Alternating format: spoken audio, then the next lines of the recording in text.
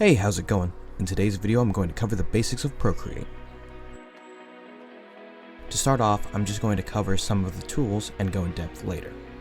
So, in the menu, you have Select, which you guessed it, lets you select things. You can put these selected things into stacks or share them with friends, stuff like that, or yourself, of course. Next is Import, which allows you to import files into your projects that are downloaded onto your iPad. I don't have that many things downloaded onto my iPad, but you can see how you can simply throw it in there. The next option is Photo, which will allow you to start off with a photo as your background for reference. But what I typically use is the Add button, where you can select different camera sizes, and you can even make your own custom sizes as well, as you see here. I'm going to start off with the basic screen size, however, and move into the real tools now. Starting off with colors, you have the color wheel, which is detachable if you want to keep it to the side and use it for other things. It can be handy in the long run, but I don't really use it. You can also have your basic wheel, the Photoshop square I like to call it, the complementary colors panel, and shades. There's also your own custom palette that you can use and save a variety of colors with. Here's the Layers tool, in which you can select different styles for layers, which if you're used to Photoshop, this will be familiar to you, as well as you can change the opacity, add new layers, and stuff that we can go on in further detail in later videos. To change the background, you simply tap on the background and change the color. I like to change the color so I don't mix my background colors and my character colors together, so I like to use like a vibrant color like green or red, something like that. We're going to start off with the brush tool. So in here you have a variety of different brushes. To start off sketching, I like using pencil, typically the Nurinder pencil. I don't know how to pronounce it specifically, but it's a really good pencil to start sketching and getting the groundwork. I like using the red color to do sketches sometimes black, it just depends on how I feel. I'm going to do this quick little doodle so you can see how it works. Depending on your brush size on the left, you can change how big it is. Usually the pencil's a larger size because it doesn't really go that high or that low in width. Very hard to explain, really. It's weird, just pixels and stuff like that. I'm just doing a little doodle real quick so you can see the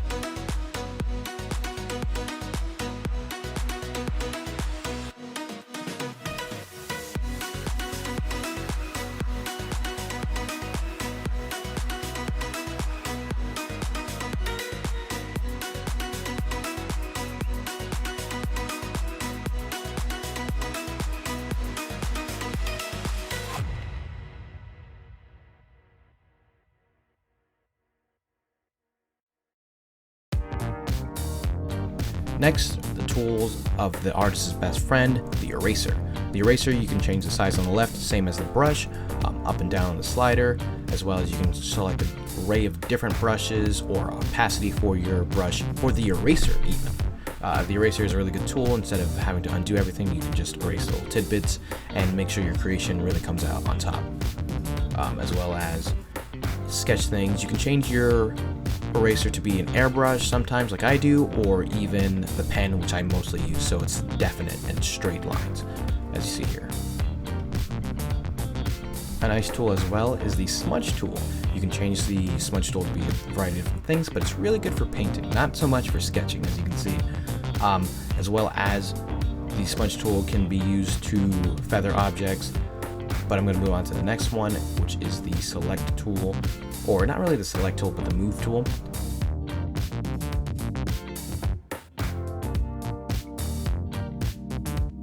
The move tool can have different varieties: uniform, freeform.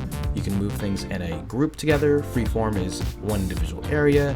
Uniform, as you can see, squeezes up and down. Distort can distort things, of course. As well as there's warp. Warp can make you bend objects, wrap them around things, so you can make an object onto a cup or something like that. And then there's different things that you can do: advanced mesh, the flip horizontal. They're not really needed, but you can see me use them throughout the tutorial. Next, however, is select.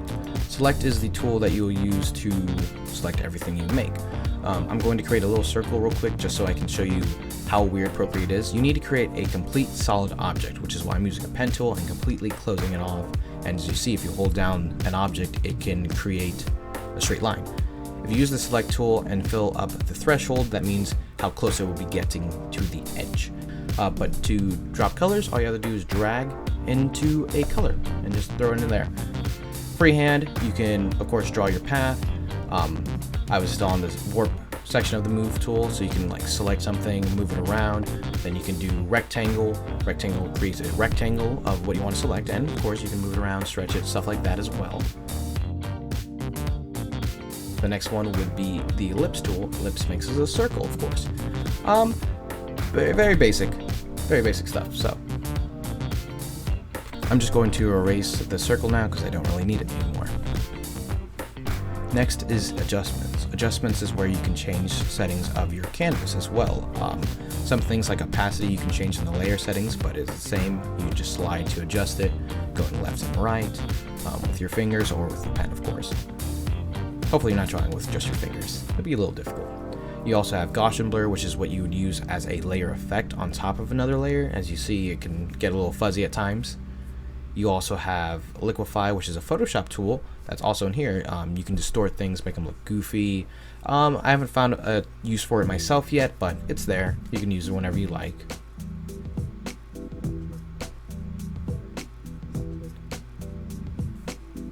It's a little backwards arrow. There's also hue and saturation, just like Photoshop, so you can change colors willingly with this tool. There's also color, which you can do the same by changing the levels. I haven't showed it quite fully yet, but it's there. Play with it as you will. You also have the actions where you can add a file, insert a photo, change your canvas, share them. I'm going to delete this layer and show an example. So I'm going to insert a photo, and then I'm going to select one from here and just drop it in there.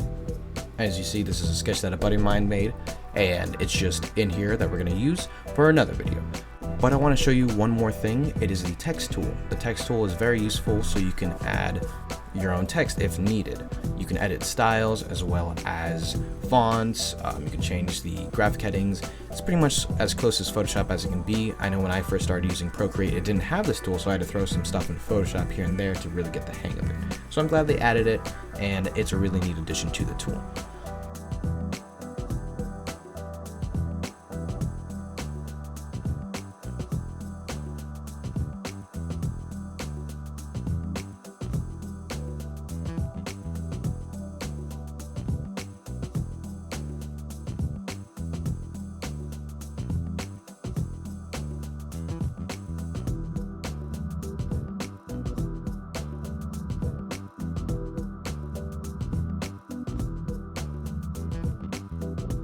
But I think that does it for today's video, and please tune in for the next one so I can get into more detail on sketching and really working out what you want to make.